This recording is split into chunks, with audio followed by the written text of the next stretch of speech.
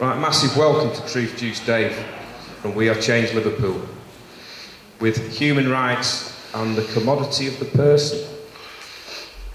I don't think Dave will mind if I say that out of necessity he has had to look into understanding the law and certain freedom issues as a form of self-defence.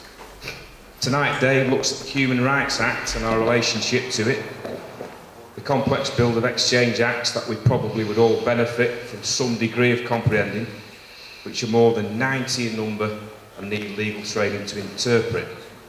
Also certain taxes and councils come under Dave's gaze. Then our value, contained it is alleged in certain codes on certain certificates relating to births and deaths. Who values us and how? What of this value? Is it for our benefit? For us to use, or are others using this value in ways that we aren't familiar with? Dave has a website which he will share later so that we may access our value. Ladies and gentlemen, please welcome Truth Juice Dave. Thanks all for coming. Wasn't expecting so many people to be here on such a lovely evening. The weather's been great last week or two. What I'm going to cover tonight is serious stuff, very serious stuff, and unless yourselves, your friends and your family start waking up to what's coming down the pipeline, we are all totally and utterly knackered. This country is being taken over by a group of thugs, criminals.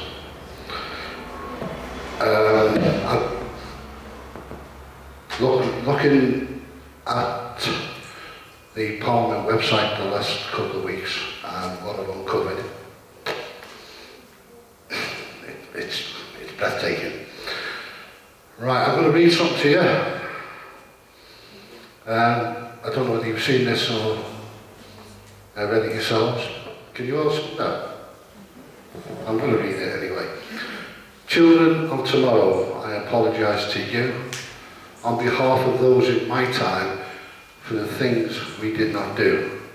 We did not stop the tyrants so your fate could be prevented. We watched them steal our freedom. By our silence, we consented. We didn't choose to circumvent the doom you've not escaped when the Bill of Rights was murdered and the Constitution raped.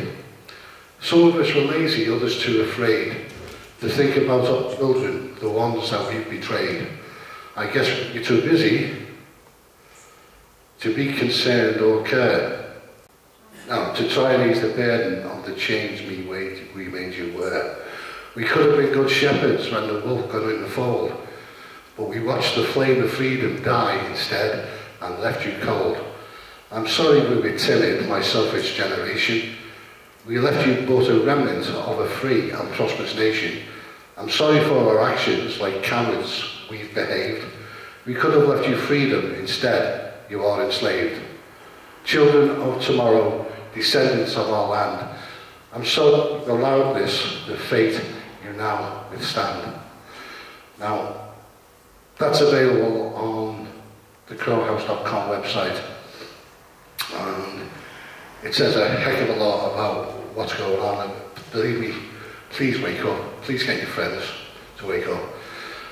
I'm going to go through a number of, to start with, a number of definitions of words from Black's Law, 2nd edition. Some of them you're probably going to shock with what they mean. Resident, one who has a residence in a place. Resident and inhabitant are distinguishable in meaning. The word inhabitant implies a more fixed and permanent abode than does a resident, and a resident may not be entitled to all the privileges or subject to the duties of an inhabitant. An occupier, one who is in enjoyment of the thing. Owner is the person who is vested the ownership, dominion or title of property, a proprietor. Citizen, in general, a member of a free city or dual society, possessing all the rights and privileges which can be enjoyed by any person under its constitution and government are subject to the corresponding duties. Your councils, wherever you are in the country, have a duty to the inhabitants. The citizens have a duty to the council. Basically, a citizen is an employee. It is owned by the council. That's what a citizen is. And a denizen is a person being an alien born who has obtained extraneous regis letters patent to make him an English subject in a communicable branch of royal prerogative. Right. Coalition. An unlawful agreement among several persons not to do a thing, except on some conditions agreed upon, particularly industrial combinations, strikes, etc. Full stop. A conspiracy. So we have a coalition government which is unlawful and it was conspired. When these clowns, these buffoons, held the last election, electing as Chief Executive Officer of a corporation called the United Kingdom Limited or PLC, whichever one it is, they all said, no, we're not going to form a coalition with the Liberals. And the Liberals said, no, we're not going to form a coalition with anybody. And what happened? It's exactly what they did. They conspired to form an unlawful agreement not to do a thing. And that thing that they conspired not to do was hold another election. Right. In French law, it's the same thing, but the law is an offence which is jailable with fines as well. Right, recession. We're all in a recession, aren't we? We've been in a recession for God knows how long. This is what it means. The act of ceding back the restoration of the title and dominion of a territory. I'll go through that one again. The act of ceding back the restoration of the title and dominion of a territory by the government which now holds it to the government which it was obtained by cession or otherwise. Resources, money or any property that can be converted into supplies, means of raising money or supplies, capability in raising wealth or supplying necessary wants, available means and capability of any kind. How many times have we heard of human resources? So it's money or property. So your property, you're a human resource. And they can make money or raise money out of you, which they do. That's all to do with the birth certificate. We'll come to that a bit later. I'm just going to move on a few bits. Dictator. A magistrate invested with unlimited power and created in times of national distress and peril with unlimited power and authority over the property and lives of the citizens. Get that one? Magistrates got power and authority over the property and life of the citizens. So the citizens of the borough come under a dictator. Norman French. Anybody heard of Norman French? The tongue in which several formal proceedings of the state in England are still carried on, the language having remained the same since the date of the conquest, at which it was introduced into England. A peculiar mode of pronunciation is handed down and preserved by the officials who have, on particular occasions, to speak the tongue. That's where your legalese comes in. It's Norman French. Bill of Rights. This is a Freedom of Information recast sent by somebody called Mr. Freeman to the Ministry of Justice, and the Ministry of Justice answered him on the 19th of February 2010. Thank you for your email to the Ministry of Justice regarding the Bill of Rights. Your email has been passed on to my team to consider, as we have responsibility for policy or constitutional matters. The Bill of Rights is an important milestone in the growth of the powers and functions of Parliament, and parts of it are still extant. Other parts have been repealed, however, and the text of the Act, still in force, can be found at Statute Law database, statutelawgov.uk. Written documents such as the Bill of Rights and Magna Carta are important elements of our Constitution. However, British Constitution is not, as in many countries, a written constitution. It is not codified in a single document, but is made up of complex web of statutes, conventions, and a corpus of common and other law. It is informed by interweaving of history and more modern democratic principles. The legal premise of the United Kingdom Constitution, that the UK Parliament is a sovereign, is a fundamental part of our constitutional arrangements. No act of Parliament has supremacy over others, except to the extent that in the event of inconsistency between provisions, the court will give priority to those made most recently. No Parliament may be bound by its predecessor nor bind its successors. Parliament, of course, has to obey the law of the land, but it is open to Parliament to change it by legislation on any matter on which it sees fit. It's not bound by one act. Even the Bill of Rights or Magna Carta, it would therefore be open to this or a future Parliament to repeal or amend the Bill of Rights. But I can assure you that this government has no plans to do so. The Bill of Rights is still in force. They've not repealed it. They've not amended it. So why are people going to court after being issued speeding fines, parking fines, liability orders, when the Bill of Rights is there? Because the Bill of Rights states all grants and promises of fines and forfeitures of property of particular persons before they are convicted in a public court are illegal and void. So the magicians, the magistrates, in the time of peril, took over the property and the lives of people, and they're enforcing a dictatorship regime upon you when you go into these courts.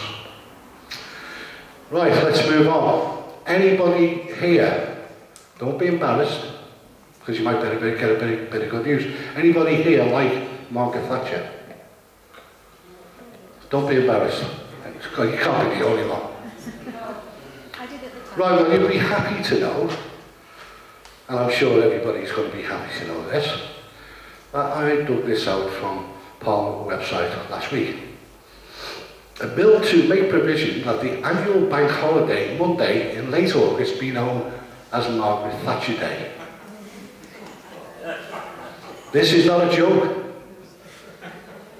Be it enacted by the Queen's most excellent Majesty, by and with the advice and consent of Lord Spiritual and Temporal and Commons in this present Parliament assembled, by the authority of the same as follows. Amendment of the Banking and Financial Dealings Act. The Banking and Financial Dealings Act 71 is amended as follows. Schedule 1, paragraph 1 and 3. After the last Monday in August, there is inserted Margaret Thatcher Day. The Act may be cited as the Margaret Thatcher Day Act 2013. The Act comes into force on the 1st of January 2014. This Act extends to England, Wales and Northern Ireland. There you go. So, happy St. Margaret Thatcher's Day. So you can all go out and buy your jellies and ice creams and beef burgers and all the rest of it, and barbecues, and have a wonderful time giving each other presents. Have you heard anything about it? Anybody heard anything about it? Are we going to be, do you think the people will be kicking off and going, what the hell's going on? Do you think they will? Do you think a lot of people are going to be assaulted by that? Do you think it'll cause problems? Right, I've been listening, I don't watch television. I occasionally have the radio on in the car, and over the last week or 10 days, there's been some buffoon talking on the radio about they're building another 70 prisons in the United Kingdom for the purposes of long-term inmates being released and moving into a jail closer to where they live so they can be rehabilitated and put out back into the community. Right, that's coming up.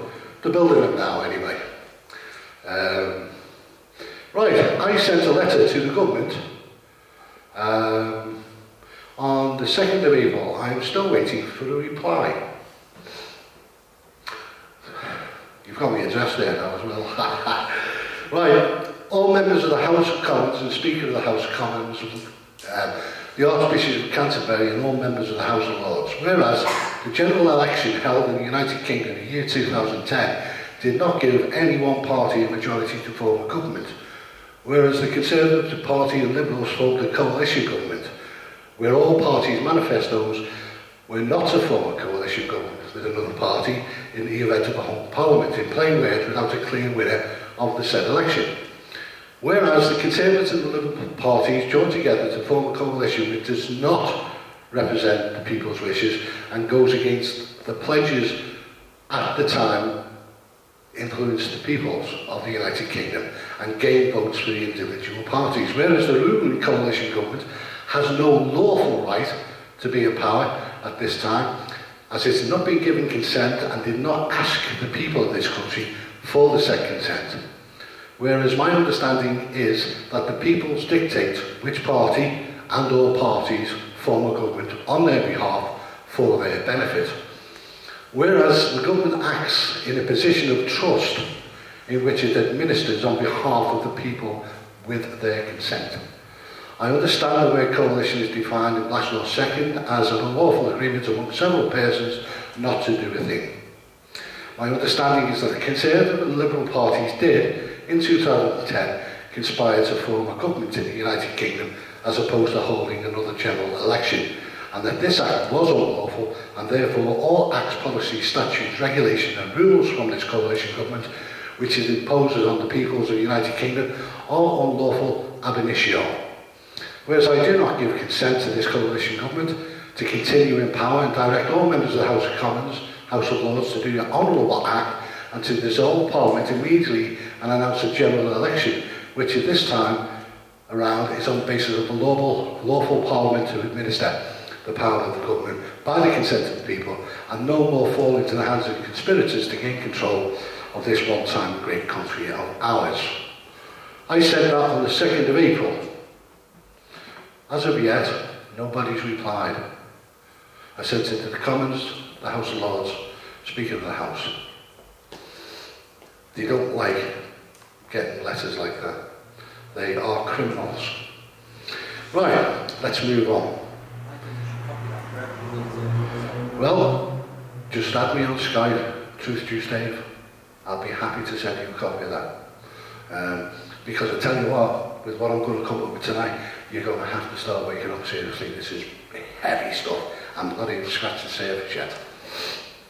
Right, see where we are.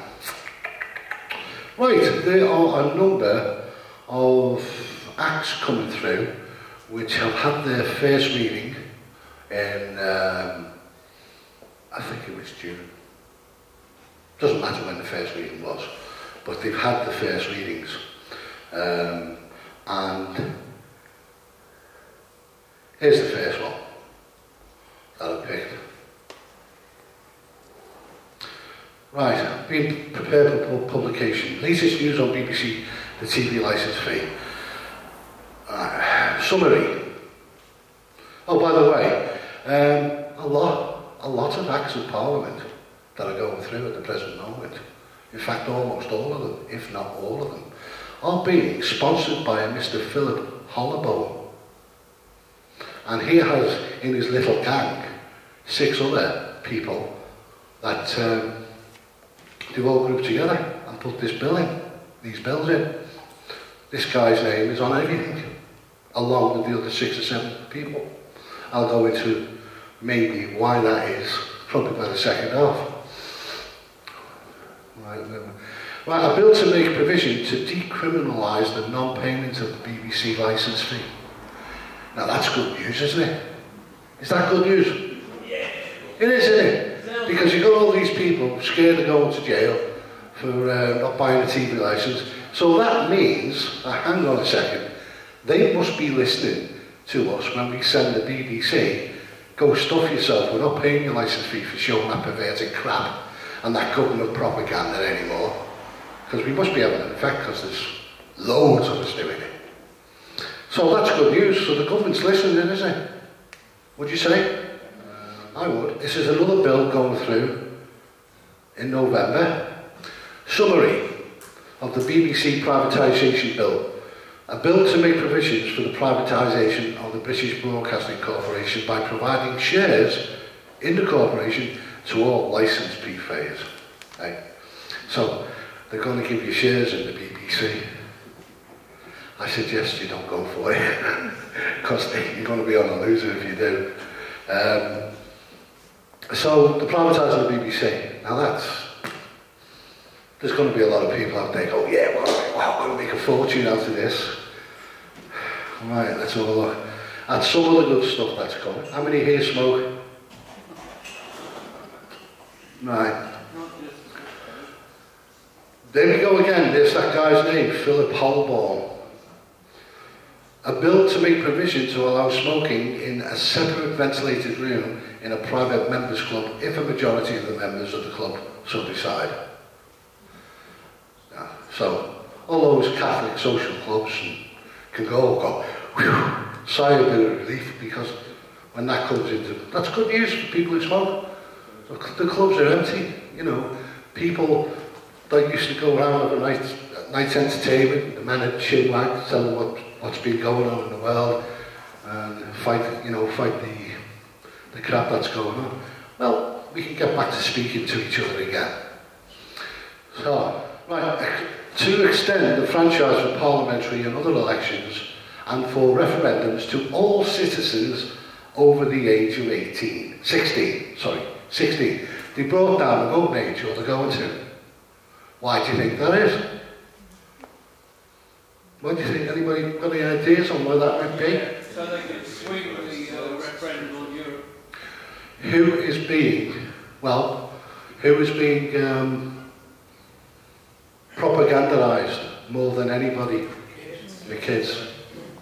They haven't got a clue what's going on, have they? They're sitting there watching an MTV and a Lady Gaga and all that crap. Bloody mobile phones. All they're interested in is if the mobile phone doesn't work. They have got no idea of what these kids are doing. Right, so did you notice the word to all citizens again? Don't forget, citizen is an employee or a franchisee. You're all franchisees. When you register to vote, you're registered to become a franchise, a citizen of the borough. That means a shareholder, do it? No, it doesn't mean you're a shareholder, it means that you have to follow their rules. Like McDonald's has franchises all over the country, right, and they've got to sell McDonald's beef burgers and they've got to sell it to a certain standard, right, and they have to follow McDonald's rules. That's the idea of getting the franchise. Right. I thought you said that no citizens were all subjects. We used to be subjects, didn't we? They changed that. Exactly. If they're going to give the vote to citizens, it doesn't affect any of us, even 16-year-olds, because they're subjects. Well, are you registered to vote? You're a citizen. You are. Because you went along and registered and gave power of attorney to somebody else. Everything in this is to do with trust. This is all trust law, every bit of it. And if you give your power of attorney to somebody else to do something for you on your behalf, you've handed over trust, or you created a trust. Everything is trust. But the only problem is these kids aren't very trusting. Right, let's have a look. What else? European referendum bill. Short title, here we are. Be it enacted, a referendum is to be held on the United Kingdom's membership of the EU. The referendum must be held before the 31st of December 2017. The Secretary of State shall by order and before the 31st of December 16 appoint the day on which the referendum is to be held. The question has to be here on ballot papers, do you think that do you think that the United Kingdom should be a member of the EU? No. Right, well, you can answer that if you want. You won't be getting an answer off me. Right. Another bill. Repeal of the European Communities Act 1972. Let's go to number 3. Denunciation of treaties. The Secretary of State must, within 1 month of that come into force, put in place measures to commence the withdrawal from or the denunciation of the treaties listed under Section 1 of the European Communities Act. That's the European Court of Human Rights. Now, I don't know whether you know what's going on with the justice system in our country, but it's broken, totally broken. And the only remedy you've got is to go to the European Court of Human Rights when you're getting your rights violated, and they're going to bring us out of that and put us right back into the jurisdiction of the Human Rights Act 1998, which doesn't hardly recognise any of your rights. Look, Rob Bollocks has done a hell of a lot of work on that. He's got a couple of presentations on the Universal Declaration of Human Rights, 1948, the Human Rights Act, 1998, and the European Court of Human Rights, 1950, if you want to have a look and see the difference, what they've done. And here we are. Latest news on the withdrawal from the European Convention on Human Rights. The bill is expected to have its second reading in September this year. It was presented to Parliament on the 24th of June. It's a private member's bill. Do you understand? Does anybody understand what a private member's bill is? No. A private member of Parliament can put in any bill he wants. And here is Peter Bone. Peter Bone is also connected with Philip Holloway, which I showed you before. And when these people appear, they all appear together. If you go on the government website, don't take my word for this. I've just copied this off Parliament website. Go on it and have a look at all these. A bill to make provisions for an application to the Council of Europe to withdraw from the European Convention on Human Rights and to deport alleged terrorists subject to approval by British courts. Alleged terrorists. Not terrorists, just alleged. Right? So there's no proof. If they want to call you a terrorist, get out of the country. Where are they going to send you? Maybe one of these 17 new prisons that they're building, which are going to be outside the United Kingdom, just like the courts are outside the United Kingdom. You walk into these courts, you're not walking into the United Kingdom because they do not uphold the Bill of Rights. You're walking onto either a pirate ship or the jurisdiction of a foreign country. Foreign language. And a foreign Norman French, yeah. You've been Frenchised. Yeah. Right, how are we doing for time, by the way? Right, here's another one. Again, these are all by Philip Holloway. Holloway, his name is. Have a look. One's a bone, and there's also a choke involved. Yeah. This bill is expected to have its second reading debate on the 6th of September. It was presented to Parliament on the 24th of June 2013. This is known as the first reading, and there was no debate on the bill at this stage. This bill is a private member's bill. These are not often printed until close to the second reading of the debate. If the text is not yet available here, you may wish to know more about this bill. Please contact its sponsor, Mr. Philip Holborn. A bill to provide a system of national service for young persons and for connected purposes. We don't know what the connected purposes are yet. Yes, sir? Do you know who he is? Well, if you look at it... That doesn't say right honourable.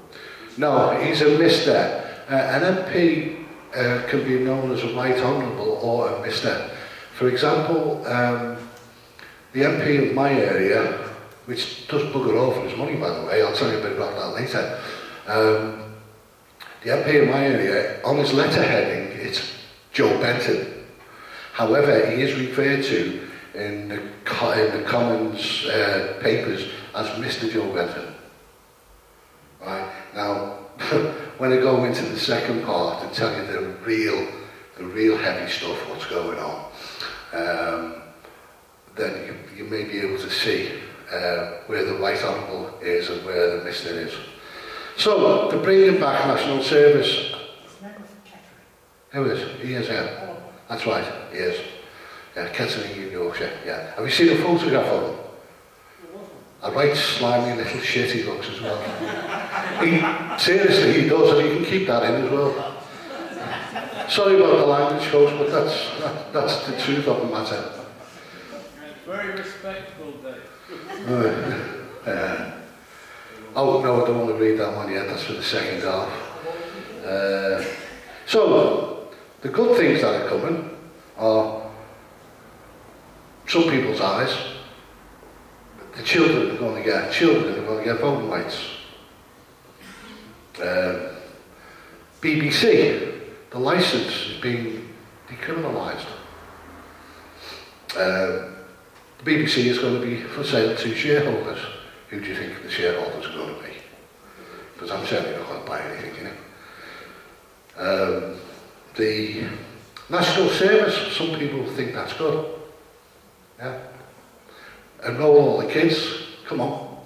Come and join the army. And by the way, we're building 70 new prisons as well. What are they there for? They're for the alleged terrorists. Right? Not terrorists, alleged. Some people would say some of the things that goes on within the freedom movement are terrorism. Gordon Brown, when he was Prime Minister, said the biggest threat that the United Kingdom faces is paper terrorists.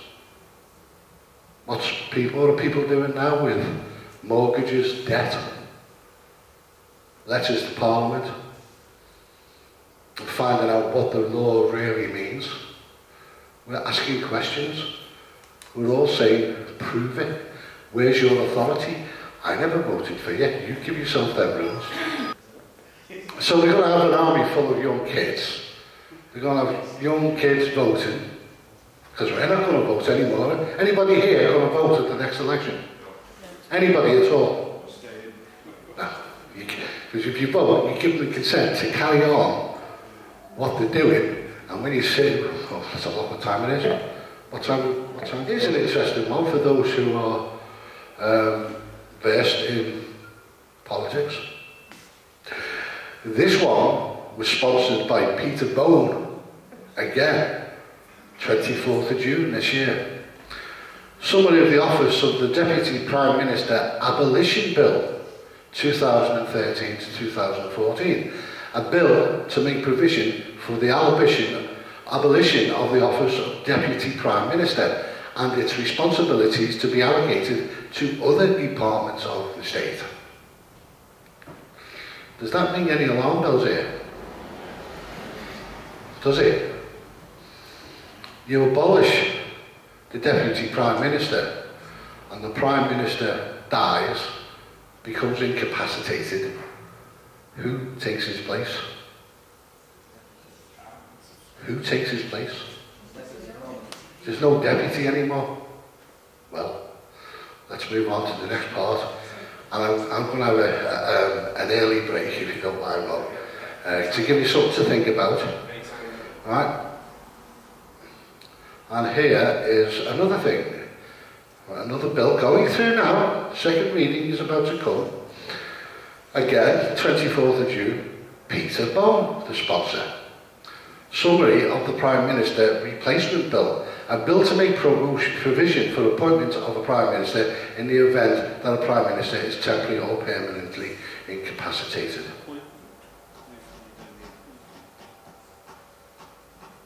Why get short of the Deputy Prime Minister? Why? Anybody any ideas? Make way for dictation. Absolutely. Absolutely. And my thoughts on this, when I see these two together, hang on a sec, why do you get short? They bring a national service in, right? They snuck under our noses a Margaret Thatcher Day bill. I mean, crikey. You'd think the papers would be all over that one, wouldn't you? Anybody buy papers? No. Anybody watch the telly? So you think that the media would have been all over that one? Hey, no. Are they all over this one? No. Why? And why are these all by Peter Bone and Philip Holloway and a few of the other characters that are all together in a tightly knit group? Well, it doesn't appear it is. Because if you go on the website, Pollock website, it shows you the people attached to all these bills, and they're all the same people. And if you want to have a break for 20 minutes, give you something to think about, and we'll go in to what's behind that. Who are these people behind it? And what remedy do we have, if any? And then we may talk about bills of exchange and your birth certificate. But I think this is more important because the second part is going to go through who is behind all this. Right? And I'll give you a clue. These are all to do with private individual bills. I'll call a break on that point.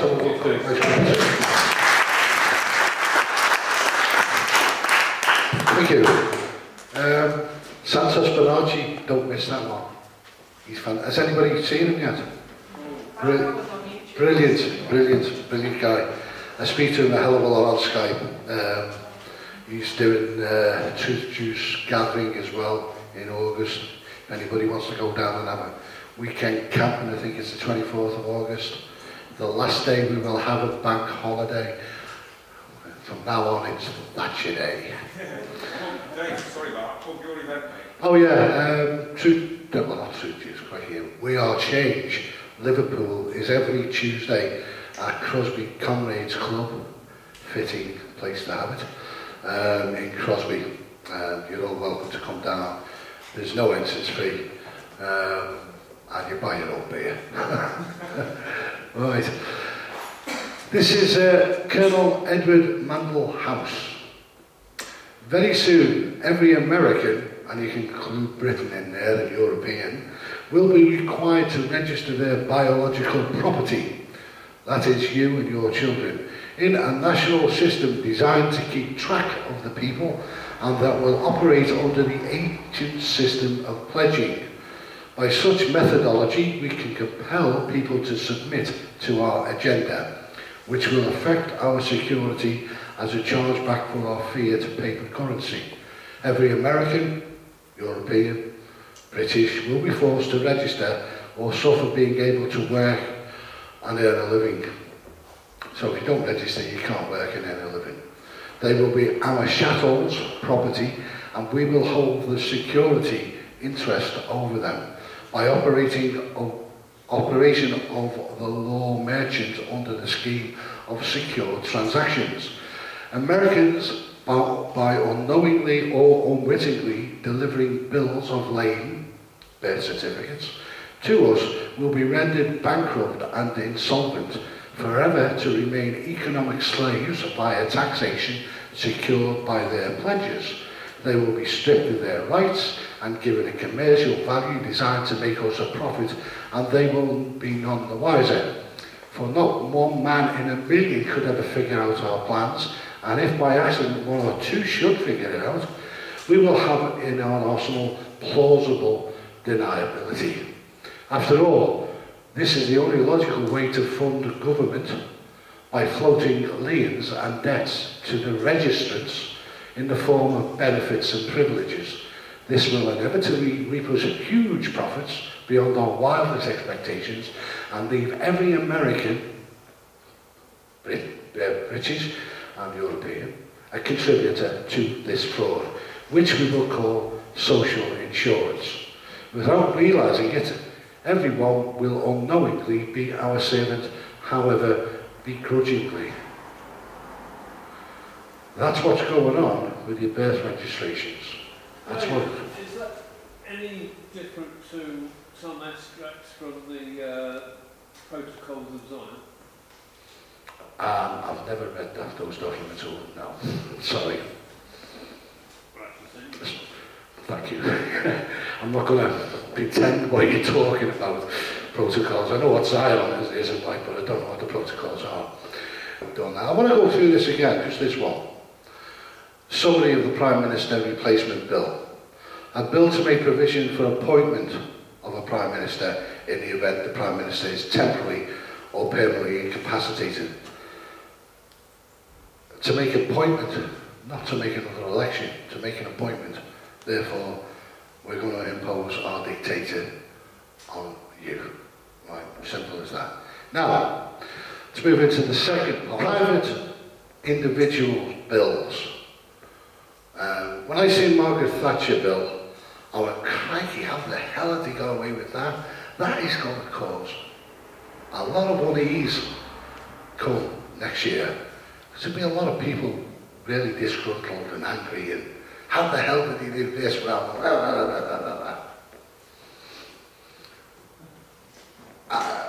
So what we're looking at here is the BBC stuff, national conscription. A lot of people say go for the young man, and you've got Margaret Thatcher's day, which is going to cause all sorts of problems.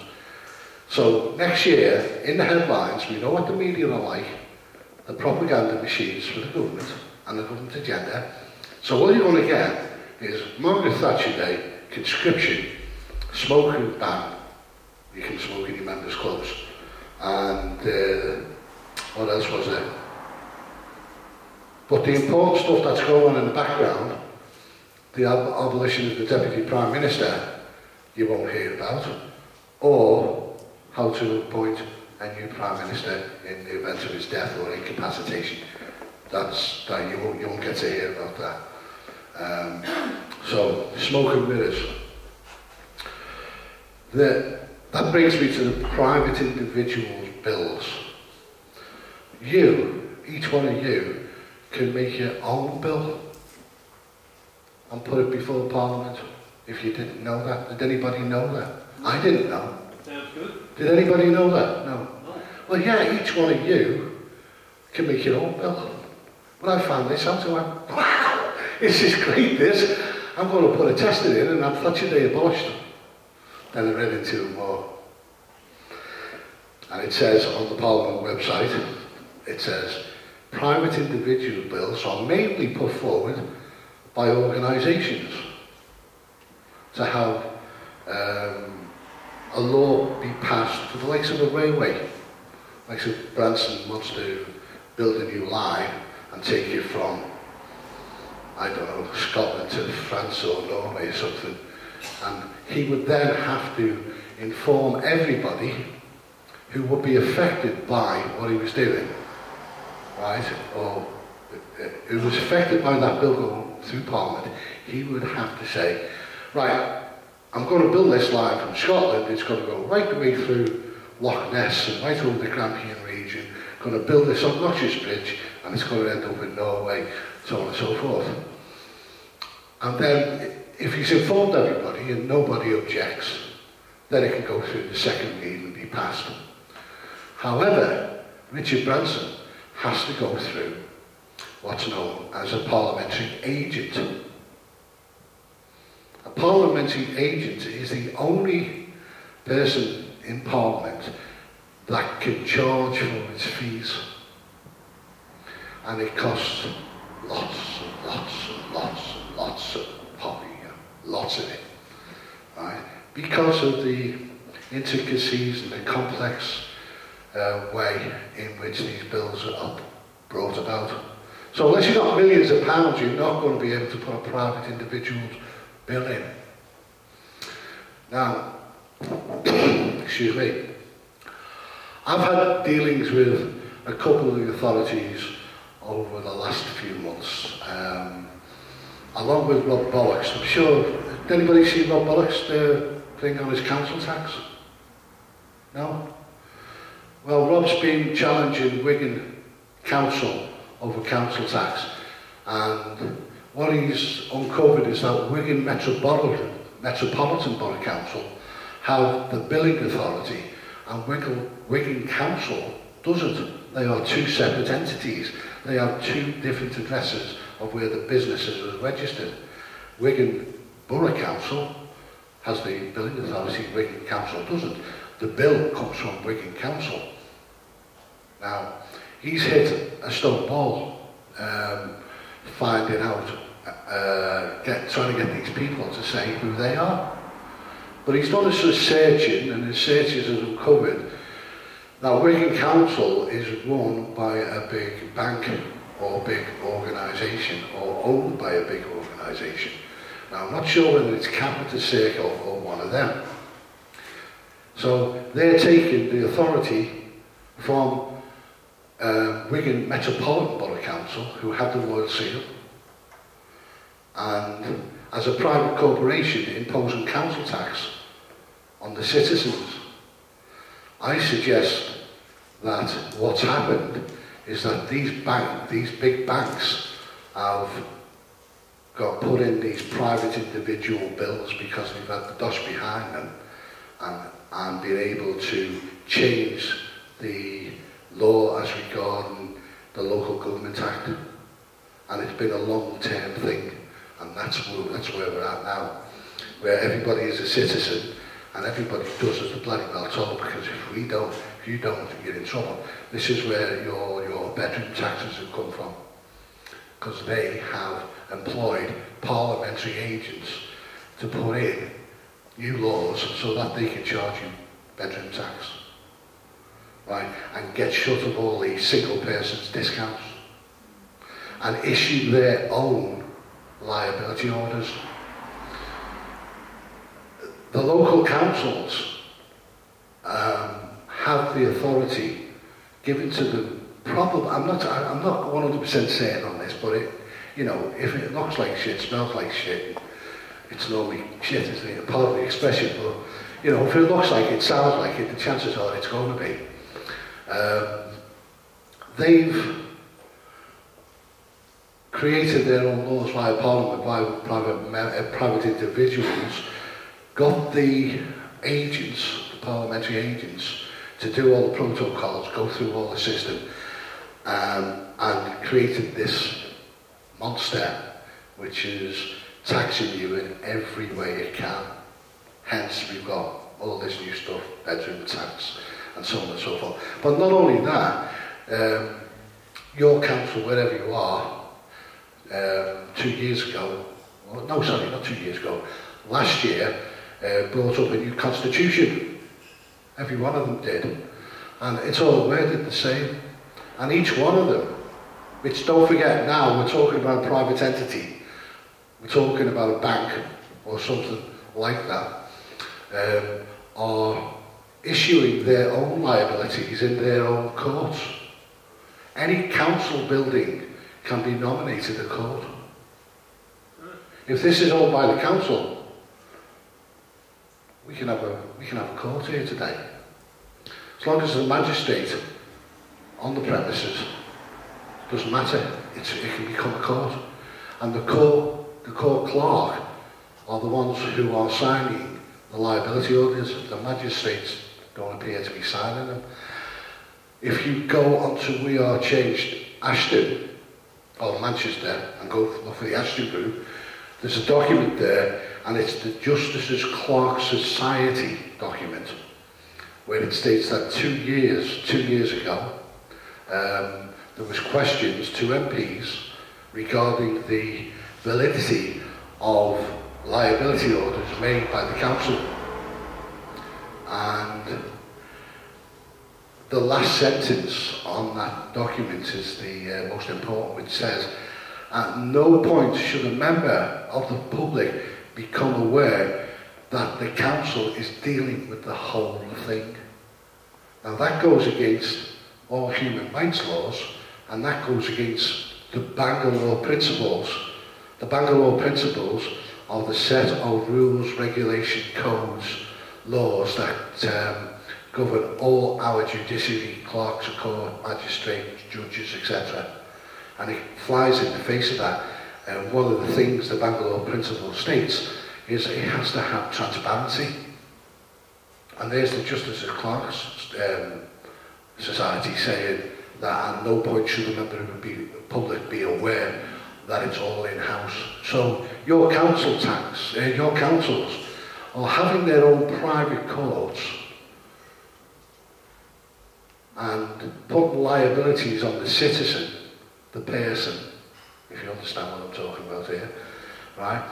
And it doesn't matter whether you turn up. It doesn't matter whether you turn up. They're going to issue that liability on it. Now, in my own case, I've been on sickness benefits for a number of years, and I had my benefits stopped on the 7th of March due to this ATOS, right? And ATOS, by the way, the benefits agency is flying in the face of their own laws, which I'll tell you about in a minute. If anybody's got any issues with the benefits agency, come and see me, but take note of what I'm going to tell you now. Back in March, I had my benefits stopped via ATOS, whatever it stands for, I don't know. But they are a third party. Now, according to the Social Security Act of 1992, right, there are certain benefits which shouldn't be stopped.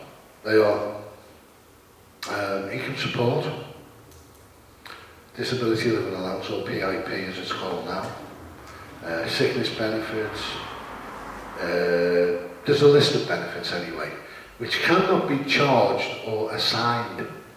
That means they can't assign it over to a third party to administrate it, because the DWP are the trustees, Department of Work and Pensions and trustees.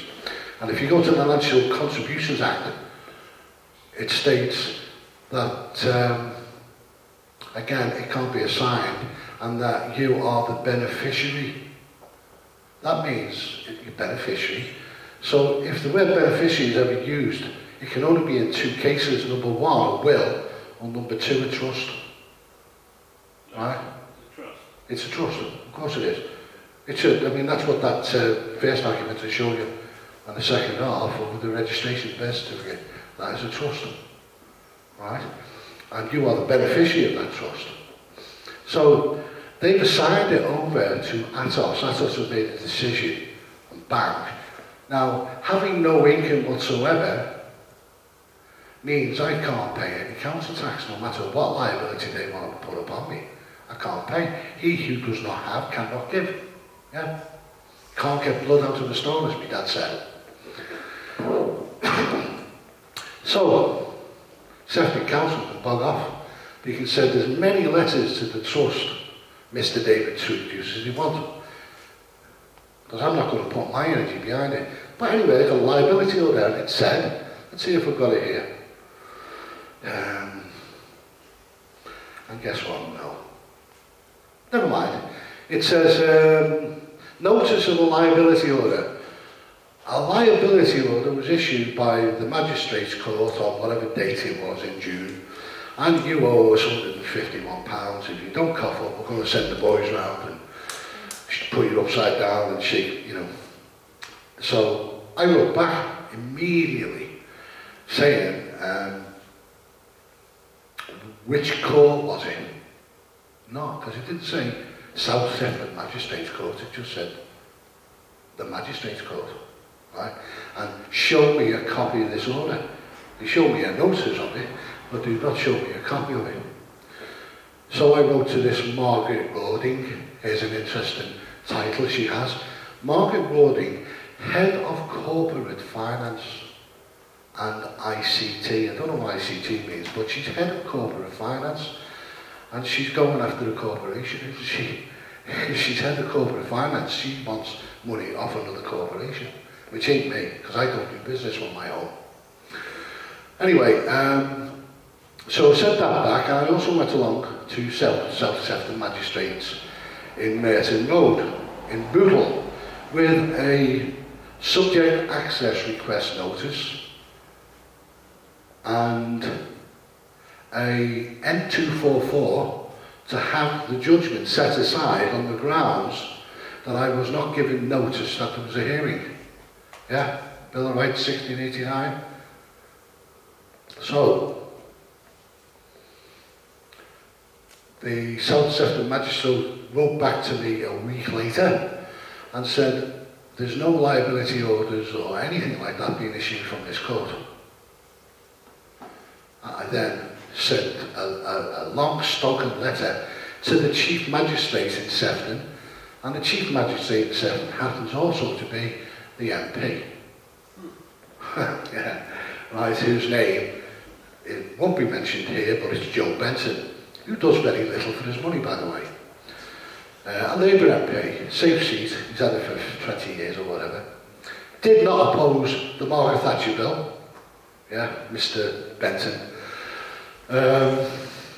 I've met him on a few occasions, and the last occasion I met him, he said, by the time the next election comes, there'll only be two parties in this country. It'll be just like the United States.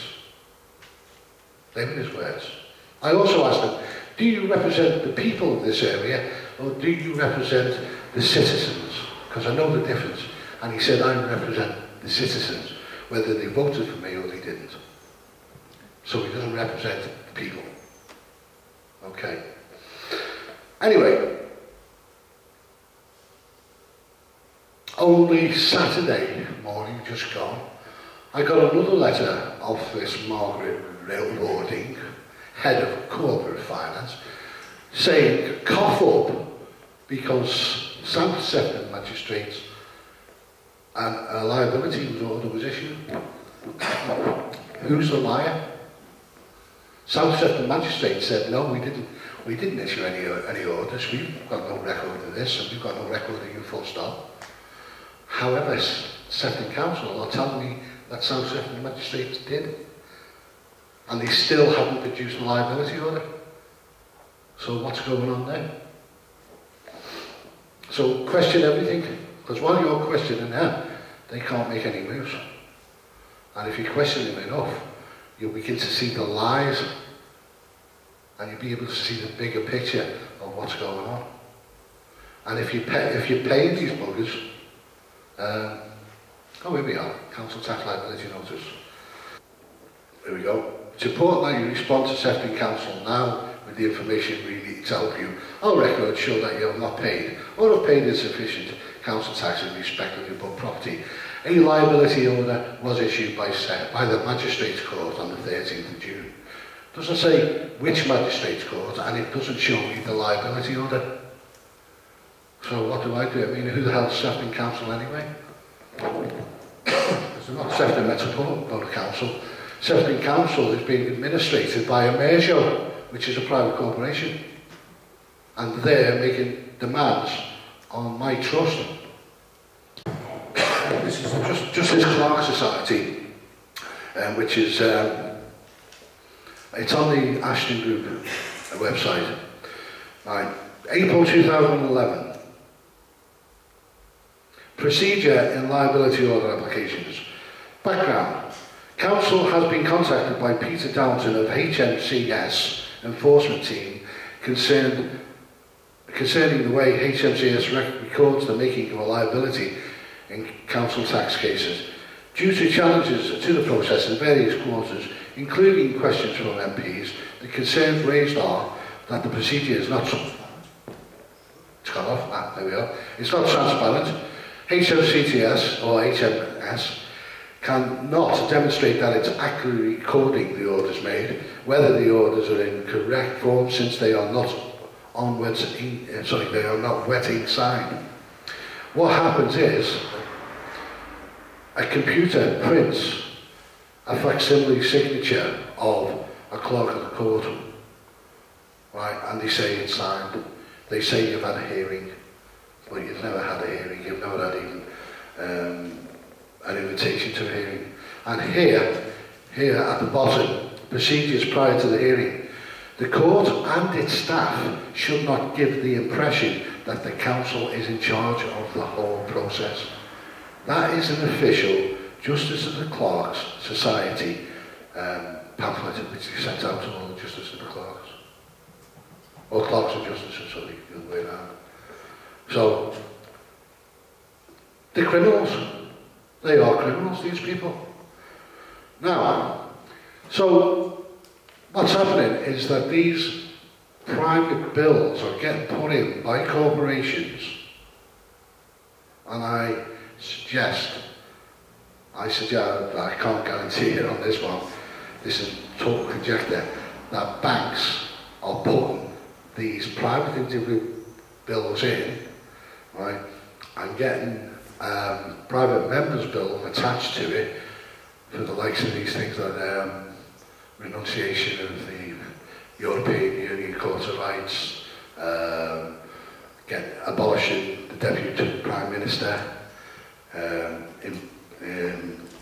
appointing another Prime Minister, all this stuff that's going on, it's crazy. All these things all at once on the same Parliament session with a conspiratorial, unlawful government, coalition government. Where's that going to put us? Why do we need 17 new prisons? For alleged terrorists? Not convicted terrorists, alleged terrorists. The United Kingdom and the United Kingdom of Great Britain are two separate entities. The United Kingdom of Great Britain is what we had. We've let these corporations take over and put their own laws in place. That is fascism. Corporations and government as one, defined by Mussolini, is fascism. Corporatism. Another name is fascism. It's exactly the same thing. You ask any MP, is the United Kingdom a business? They'll tell you yes. And by the way, you are the stocks and the shares. There's a war going on now with the EU and Britain. And it's a financial war. I was just talking to Rob out there before about this. The birth certificate creates money. Essentially, it's a bill of lading, a bill of exchange. It's a bond that's created. Now, the Human Rights Act 1998, Article 2, Schedule 1, but it might be the other way around, Article 1, Schedule 2. All legal and natural persons are entitled to the peaceful possession of the property. What's the difference between a legal and a natural person? Now, this was asked by Rob Bollocks on his radio show a few weeks ago to a lecturer in law at Liverpool University, and it completely stumped him. He didn't know. He didn't know. Does it say that in the Human Rights Act? Yeah, of course it does. Don't you read the bloody thing? And this is the same guy who lectures on human rights. Well, I'm suggesting, let's look. What's happening? Let's look at the Human Rights Act. That particular sentence in it. All natural and legal persons are entitled to the peaceful possession of the property. So what's a natural person? We know what a person is. A person's a legal fiction, isn't it? We've all looked at that in the dictionaries. We know what a person is. It's not the man, it's the persona of man. Every man or woman's got a person, which is your name, it's your title. Vessel in colours. Sorry? Vessel in colours. Yes. So, the legal person is our birth certificate or our vessel in commerce that we're allowed to use. Right? But it's not us. We are more than that. Right. So what's a natural person? Anybody got an idea what a natural person? Presumably they're trying to say that's us. Ah, presuming. Right. What is being naturalised? I mean, you come from Scotland into this country and you want to become a citizen of the United Kingdom and you swear an oath. I swear by Almighty God, blah, blah, blah. And they give you an insurance number and you become naturalised. You are a naturalised citizen. I suggest that that's the natural person. And every time somebody swears an oath and becomes a part of this jurisdiction in the United Kingdom, a bill of lading is produced, a birth certificate, if you like, and we are taking the securities away from their country where they were born, because they've been certificized there, and we are taking the property of another country and putting it in the coffers of the United Kingdom PLC Limited or whatever other pretence it's going on with. So that's the natural person. So, what is a natural and legal person doing in the Human Rights Act 1998? So, what is a human? Colour of man. Exactly. It looks like man, but it's not. So, does the Human Rights Act have anything to do with you as men and women? No. No. Human is not. Yeah, the natural and the legal person, if it was man or woman, could not. If a man or a woman was human, the natural or the legal person could not be in the Human Rights Act. Couldn't be, because the legal fictions, for God's sake, so how can he be in a Human Rights Act if a human is a man or a woman? So that means a human is not a man or a woman as well. Human means the colour of man.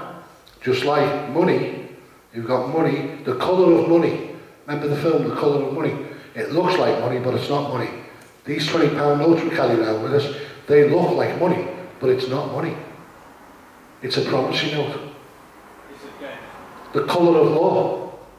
It looks like law, but it's not. Common law is law. You've either broke the law or you haven't bloody broke the law. Right? I've either injured you or I haven't injured you. That's the law. It's black and white. However, legally, it's the colour of law. So human does not belong in any rights for man. So don't think Universal Declaration of Human Rights and Freedom has anything to do with you lot. It doesn't. All has to do with the natural person, the legal person, and the human. So where does that leave us? Where does that leave us? Shall we talk about some, if we can, solutions? Right. Oh, you might like this, by the way. This is before I start talking about solutions, let me just show you this. Right. This is an N244, which is a form to have something set aside, or get a judge to do something for you. Right, now, this particular N244 is mine into South Sefton Magistrates, right, which, what order you're asking the court to make and why. Set aside a liability order in favour of Sefton Council against myself, as I had no notification of any hearing. Right, how do you want this to have this application dealt with at a hearing? How long do you think it'll take? 20 minutes. What level of judge does your hearing need? An honest one, if possible. Now, with the letter that they said, we've had no hearing here for you, we forward those documents on to Sefton Council. Sefton Council, that's 3 weeks ago now, they have not addressed the issue in any way. And here's the letter from Sefton Magistrates. I acknowledge your date, your letter dated 20th of June. Sefton Magistrates do not hold any historical information, documents or records or payments relating to council tax. Therefore, I will forward your letter and application notice to Sefton Council for their attention and action. No doubt they won't acknowledge that because they're bloody criminals. Electricity Act. I keep saying this. Don't take my word for it. Have the government website. The Electricity Act 1989, Section 16, duties of the distributor. It is the duty of the distributor to make a connection between his system and any premises where, number one, the owner or occupier of the premises requests, or number two, an authorised supplier acting on behalf and with the consent of the owner or occupier of the said premises for the purpose of electricity to be conveyed to and from the said premises. That's the duties of the distributor. Now, if further on in the Act it comes across the suppliers, unfortunately, I haven't got the piece of paper with me and I didn't put it on here. When you move into a property, you take over the contract from the previous owners. So if you're with Eon, and the property that you're going into was with Eon, right? The contract's in place now. If you say with Scottish Power and you went into an Eon supply premises, basically this is what you should do, is impose your terms and conditions on them. It's up to each and every one of us to read these things, understand what they say critically, right, and impose our terms and conditions on these suppliers. Unfortunately, I've got the bloody piece of paper with me. But it does say, where a supplier is in pursuance of a contract. Now, when somebody's in pursuance of a contract, it means they're coming to you and say, can I supply you with stuff? Right? You've got a car, can I come and buy your car? And I say, yeah. And you say, yeah, it's £100 quid. And I said, Rolls Royce, what are you going to say? Right? Yeah, excuse me, it's not £100 quid, it's 20 grand or whatever the case may be. Because they're coming to you to supply you with electricity. Right? It's up to you to impose your contracts on them. How this come to light was one of the chaps in our association in Wales Change Liverpool started to do things with Scottish Power over his electricity. And he made payment with a bill of exchange. Does anybody not have any knowledge at all about the bill of exchange? I'm not going into a great deal because it does take a long time to explain, and I'm not that au fait with it myself yet. But a bill of exchange is basically making your own, it's monetarising a bill. They send you a bill, and basically what that is, a cheque, right? They've drawn the bill up, it's a cheque. So if you've got a bank account, and let's say somebody over here buys something off me, and they draw up a cheque and pay you by cheque, where is the liability? The liability is on the drawer, isn't it? Yeah. Whoever writes the cheque out, the drawer, and I, as a drawee, am the beneficiary of that cheque. So they draw a bill up, and it's down to you to cash it, right? But to cash it would be dishonourable, wouldn't it? So you sign it off, send it back. Sign it off as endorsement, send it back. Now, don't do this until you read through the 1882 Bill of Exchange Act. Don't just go ahead and do it, just seriously look at it. And there's plenty of people who go to Ashton. They'll tell you, they'll explain to you and teach you how to do this. So, John signed his bill of exchange and sent it back to them. And they said, we do not accept bills of exchange in our terms and conditions. And they give him a piece of paper relating to a part of the Electricity Act and the supplier. And at first glance, it means you look at it, you go, oh crikey, I'm knackered.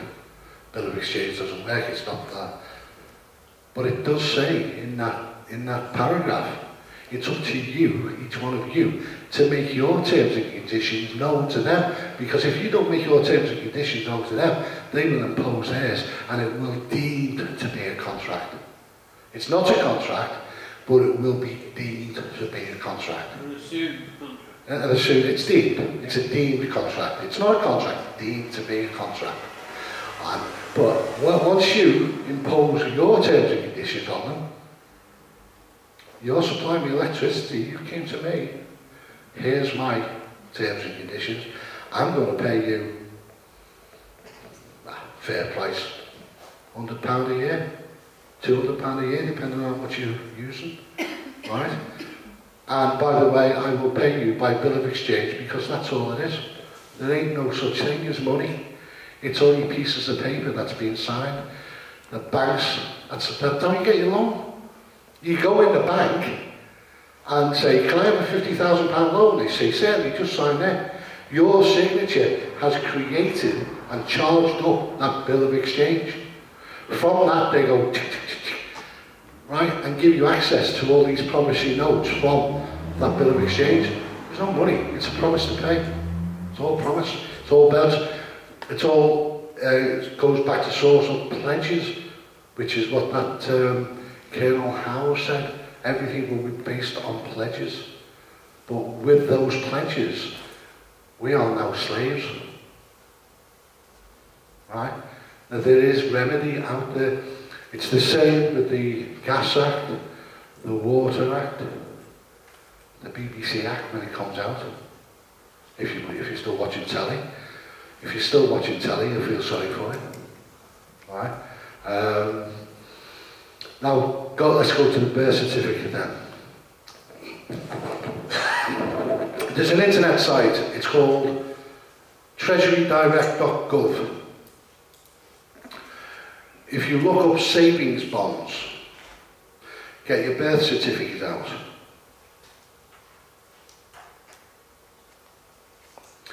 Or a death certificate, or a marriage certificate, or a certificate for release from service. Any kind of a certificate which has got a stamp on it, or is on bonded paper. Sorry? Treasurydirect.gov. Go to savings. Then you'll come across another one with a number of things, a number of buttons on it. One of them says E-bond, EE bond, some and a couple of other types. Denominations, dollar. Amount, go to drop down 10,000. So you go to the EE, drop down 10,000 menu, and then it says serial number. And put that number that's in the top right hand side of your birth certificate in that box. Mine came up with $76,098. There is another site on there called fidelity.com, but I don't know how genuine that one is, I really don't. Because if it is genuine, my birth certificate is being played around with by at least 200 financial institutions. But I don't know how genuine that one is. That treasurydirect.gov has to be genuine because you don't get a .gov address if it's not. Right? Now, the National Loan Act 1942, the National Debt Act 1942, if you read through it, it says that the General Registry Office is a trustee bank. Right? If you have a look at the Consolidation Fund Act, I think it's 1942 again. There's a lot going on in there, which is to do with the birth certificate, alongside the National Debt Act. It's up to you to do all the research yourself. Excuse me, so can you just tell me how to go through it? Treasurydirect.gov. Look for the link for savings. Then it'll give you another page which there's 4 different buttons. The first button will have a drop down menu of 4 or 5 different types.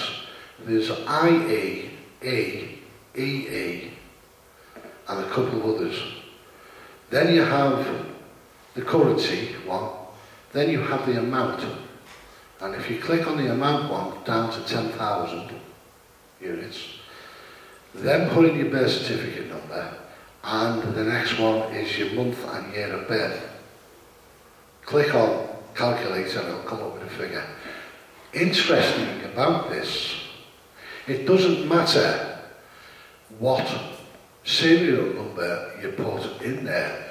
It seems to appears to matter on what date you were born, what month and year you were born. which comes out with an amount. As we know, the tax year runs from April to April. It behaves to be the same across the world, doesn't it? Well, here's another one. Here's another cracker I found out about it. Now, I found out that my mum's marriage certificate was worth a certain amount. They were married in 1953. I found out that my mum's death certificate and my dad's certificate was worth money as well, $20,000 or thereabouts. Right? I typed in my mum's birth certificate, not found. Typed in my dad's birth certificate, not found. That's odd. It appears from 1941 onwards that any certificate which has been produced, any certificate that's been produced or issued is on that website. And it's an American website or a Canadian website. I think it's American. But pre-1941, they're not there. Now that's odd, isn't it? And we don't have a website in the UK with this sort of stuff. It's all over there. So what's going on? Now this is just again my evil mind knowing what this corrupt cartel that are running the world. 1941 was in the midst of the Second World War. And 1941 saw Pearl Harbor. Yeah? And pre-1941, we, as a nation, were getting slaughtered by the Germans. And Winston Churchill and the other guy before was Chamberlain or whatever his flaming name was. They were over in the States all the time trying to get America to join the war. Right? Oh no, we can't go back to war again. We just come off the First World War and the people won't have it. I'm suggesting there was a conspiracy between Winston Churchill and, what was his name, Roosevelt. Right, Roosevelt has said, well, okay, what have you got to offer us? And Churchill's going to tell you what, we'll give you all the securities. Right, and the Yanks said, fine, we've devised something and conspired. Let's have Pearl Harbor. That'll change Americans' opinion to go in there, to go into war with you. Now, we know what these buggers have done throughout history. That's what I'm suggesting. I can't prove anything like that. But what I do know is if you put any certificate number in pre-1941, you won't get anything. Everything after that period comes up. Even your papers, even my dad's papers that he had stamped certificate of whatever it was, you know, release. Type it in. It's only worth $500, but it's worth something. So there's another conspiracy for you to have a think about. Now, stamp duty. He who pays the stamp duty is the benefice of the document, the legal instrument. So if he sends you a bill, right, it's a legal instrument. And you pay the stamp duty on it, you're the beneficiary of it. I stamped up my birth certificate. Apparently it's all to do with India, the trading with India, this bill of exchange law. That's when it was all kicked off apparently. And the stamp duty's got something to do with the rupees. As I say, you've got to look into it deep yourself before you start doing anything like this, because you could get yourself into a lot of trouble, right?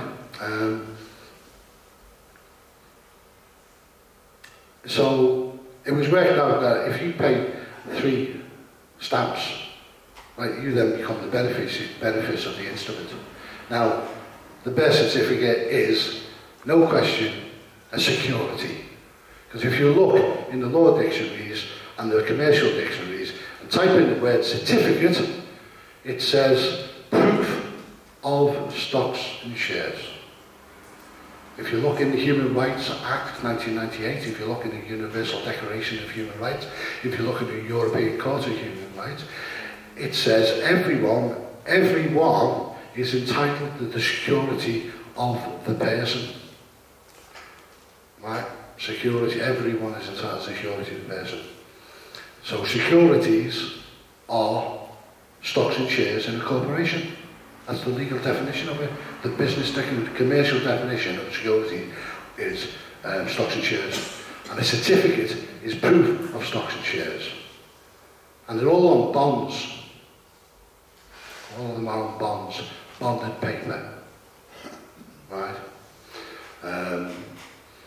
I was hoping by now I could come in and say, here's how you can redeem them. But I sent my birth certificate off to the General Registry Office, which, by the way, according to the National Debt Act of 1942, is a trustee bank. This is the General Registry Office, it's a bank.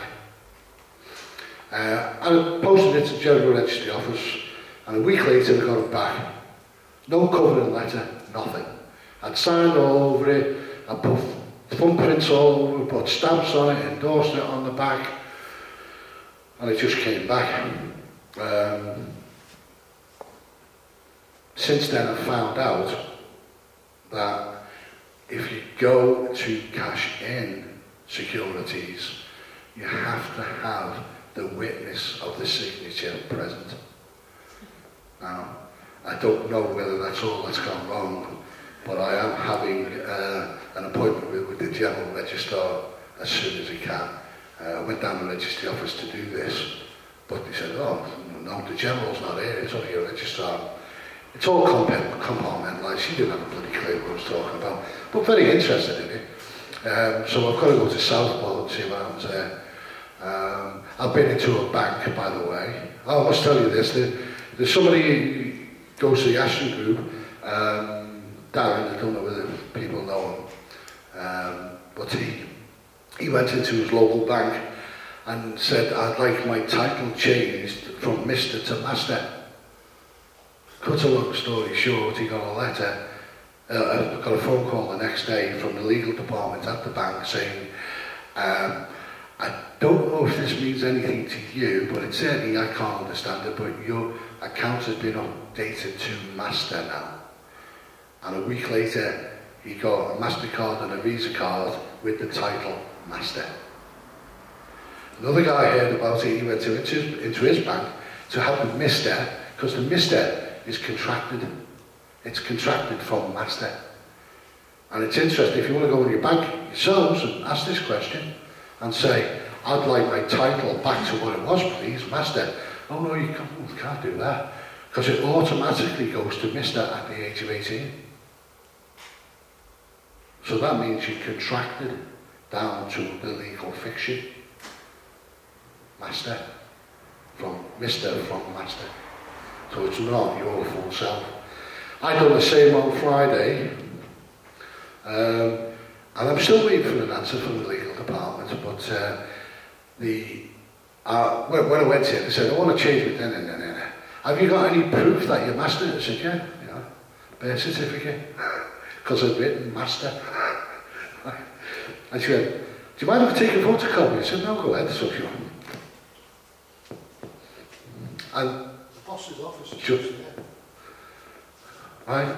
And he's looking out and he sees a birth certificate coming out with bloody stamps all over it, red thumbprints. And he come out, what's going on? And he came over and he said, what are you trying to do? I said, well, I'm trying to get back to being my real estate, which is Master. And he said, oh, you can't do that. I said, you can. He said, no. He said, the Mister gets given to you when you're 18. I said, gets given to you by who? The bank? I said, well, I'm telling you, I want to change it. Well, you can't do that. I said, you can, I've seen it done. I've seen it done, I've witnessed it. Not just on one occasion, but 2 occasions. And I went into this philosophical argument. And I said, hang on, do the bank own me? He said, no. I said, well, who owns this body? He said, well, you don't own it, because when you die, you've got to leave it behind. And I went, here's a man who's, who's got to speed on the way the banking system goes. So this is only a vessel. This is the vessel, this is the ship. Right? And we're on a bigger ship. And it's the mothership, it's the Mother Earth. And that's flying through space. at a massive speed, wherever it's going, right? And we're souls in a vessel, on a ship, and somebody has claimed dominion over us, and that's the Vatican. That's the Holy Father, be Jesus, right? That's the Vatican, right? And they are the captain of the ship, and we are all vessels, stock, goods that are on that ship. Right, now you have to say to yourself, hang on, I am more than this physical body, right? And you are all more than your physical bodies. Realise what you are, and look into yourself, because that's where the answers are. If you look into yourself, then you start to see how powerful you are, because you are more powerful than any of these legal instruments that these buffoons are putting in front of you to scare the shit out of you. Sorry about the language again. Because that's all it is, it's pieces of bloody paper. Right? Once you start realising who you are, and make changes in your life, and question their so-called authority that they got over you, you'll be a slave. You're not slave, you were born to be free. You were born on this ship, this spaceship, that's flying through the universe. It's got organic material and it's got other material things on it, but we're all flying together towards whatever is coming. I've no idea. But there's somebody who's took over your authority, take it back. Every time you open a bank account, you give them power of attorney over it, take it back. Every time you vote for an MP or a councillor, you're giving them the power over you. Take that power away, put it in writing on your own legal instrument, and pay the stamp duty of the legal instrument that you are about to write, if you do. Is there anything else I want to cover before? What time is it now? Don't look. Oh, it's half 10. Yeah, there's an easy way to get the master account. Ah, yeah? Just go to the post office. They'll show, on the internet, they'll show you Mr. Mrs. this and this. Yeah. And they'll say other. You go to the next column, it'll open up. And this is the interesting bit. You've got Admiral, Brigadier, all that. Yeah, I know there's one Admiral of the Fleet, isn't it? The interesting bit is master and madam are above all them. Yeah. So that's Yeah. the only way to get a master account. Yeah. That's at the post office. That's in the post office online. Nice one for that. Nice one. Thanks for that. I'm just going to check. I've gone through everything I wanted to go to.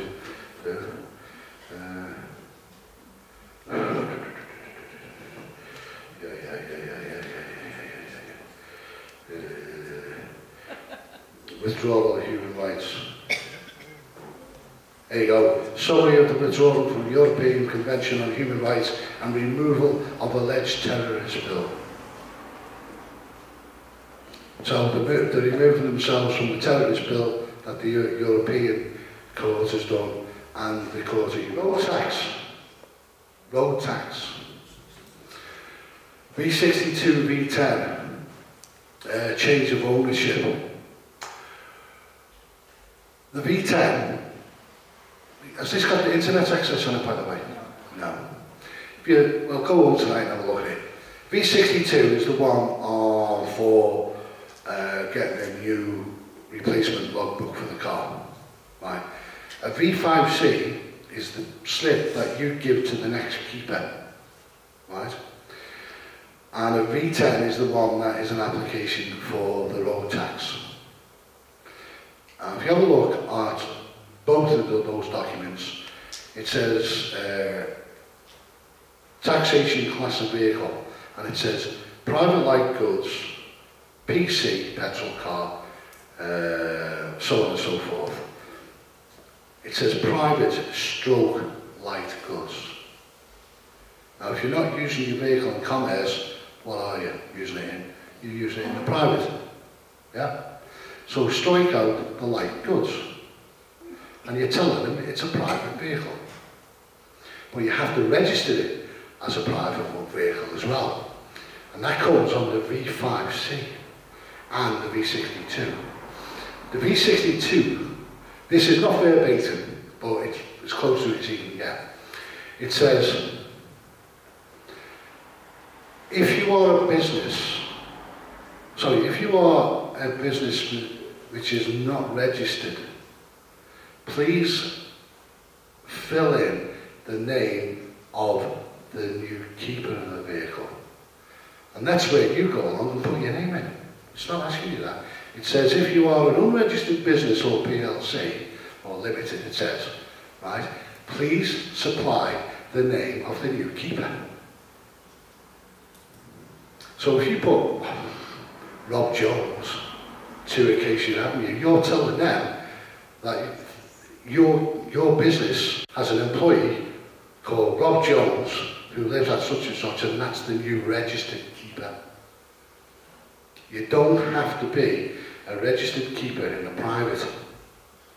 That goes on the V5C. It says, if you are the new keeper of the vehicle, it doesn't say registered keeper, it says keeper. If you are the new keeper of the vehicle, please tell us what your name is.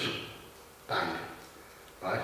The V10 is the one that asks for payment for taxation. And again, it says taxation class, private stroke light goods. HD, it doesn't go with HDV, it's whatever. There's a number of other options. And on the right hand side of the V10, it says official use only, and then further down, date stamp. Whereas on the other document it says DVLA stamp. On the V10 it says date stamp. You pay the stamp duty, you're the beneficiary of the instrument. And you're not registering it, or you're registering it as a private car. That's taking back the ownership. That's taking the ownership of the vehicle and telling them that you are using it in the private, not the public. Look at these things yourself. We just haven't. We've not looked. These things are already there for us to use. It's actually very simple, isn't it? Yeah. It's just the way that we've been trained not to read. We've not been taught in the trivium, quadrivium, you know, the 7 liberal arts, whereas the elite have. Right? I mean, have a look, and go to the DVLA and have a look at exempt vehicles. There's loads. And it says, and others. Does that mean you're still entitled to use it on the public highway? Or only on private? Well, just bear with me a sec on that one. Basically, there's a word, kemin or keemin. Has anybody heard that word before? It's basically the King's Highway where anyone can travel. It's the King's Highway. So that's French again. Kemin? No, it's not. No, that's an old English word. Yeah. Shimano. Well, yeah, it could be, because a lot of it's been franchised, hasn't it? Yeah. Yeah. Normal French. Yeah. I can't speak French, so I can just about speak English. And most of the words I come out with, I don't understand the meanings. Especially authority, I don't understand it. Or stand under it. We don't understand under it. Yes, Michelle. So what do you mean when you say pay the stamp duty on it? Is it just buying the stamp? I reckon so, and sign it, cross it, and date it. What value? Have a look at the Stamp Act. Read the Stamp Act. These things, you've got to look at yourself. There's no point in taking my word. I am not a lawyer. I am not a legal advisor. I am here for entertainment purposes only. Read it yourself and read the things critically, because we don't follow what these tossers are doing in Parliament, do we? I mean, how many of you knew about Margaret Thatcher Day next year? Did anybody know? I know you did, John, but anybody else? Did you know? Yeah. But we don't read it, do we? We don't read these things. So it's up to us to watch what they're doing, because I tell you now, they know everything that you're doing. They know everything. And with these smart meters coming in, they know when you're turning your freezer on, when you're turning your telly on, and don't get me started on telly. Right, and well, I think that's it. I think we've gone through everything I want to do. What value of stamp do we need, Dave? Sorry? What value of stamp? A first class one, obviously, I would imagine. Oh, good, I've got something. Yeah. Actually, if you have a look at the deeds of property, They've all got stamps. Right, and if you go to old birth certificates, death certificates, even bills of people who have gone to the funeral directors and the council to help the graves, buy the graves, they've all got stamp duty on them. Stamp duty is the thing that charges up the instrument. Without the stamp, it's worthless. When you put a stamp on it, you're stamping your authority on it. That's it. But anyway, thank you for coming. Hope you enjoyed it.